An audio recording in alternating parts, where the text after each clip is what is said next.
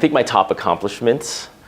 are making sure that there are more resources for nonprofit communities, for the employees of nonprofits, and for the clients that are served by nonprofits. So I learned a while back that budget policy is social policy. So where a city, where a state government, where the federal government allocates their resources, their financial resources, influences what happens on the ground. So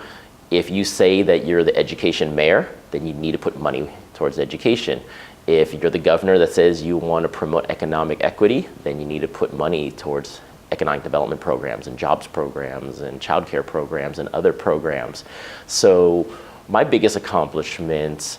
have been moving financial resources at the city and state level towards nonprofits, their employees and clients. So for example, when I was with the Coalition for Asian American Children and Families, we realized that the Asian American community was the fastest growing population in New York City. But unfortunately, less than 0.25% of all government social service contract dollars went to Asian American nonprofits. So that meant that the fastest growing community had less childcare programs, less legal services, less senior programs, less after school programs, and the slew of health and human services that are needed. So we started a campaign called the 12% and Growing Coalition, because we were 12% of the population here in New York.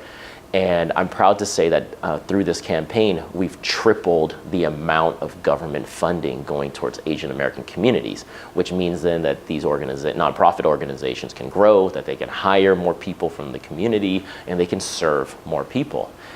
Similarly, when I was at the Federation of Protestant Welfare Agencies, we were able to get new funding to support day laborers, and these are mostly an immigrant population that do day jobs, but we made sure to get more services to them and help them with their economic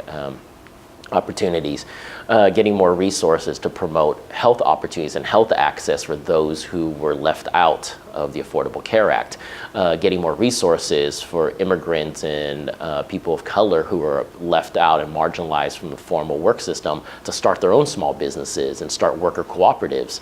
And I look forward to doing similar things with the Chinese American Planning Council, where I've started leveraging my relationships with elected officials, with philanthropy and other individuals in the community to make sure that we can grow what CPC does and better support our staff while at the same time doing more services for the community. But I think the key thing that I see as my top accomplishment in my career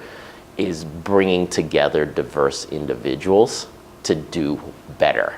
And the only way we've been able to have policy successes, the only way we've been able to expand programs is because I feel like I can identify strong talent and committed, passionate people who want to work together as a team. And that can be people from other organizations, people within my organization, and giving them the opportunity to work together so that we can get more resources, do better services, and hopefully get better policies for the community. So I'm proud of all the teams that I've built, of all the allies that I've worked with, and I'm proud to say that many of them are our friends, and we continue to work together regardless of which organizations we're at now.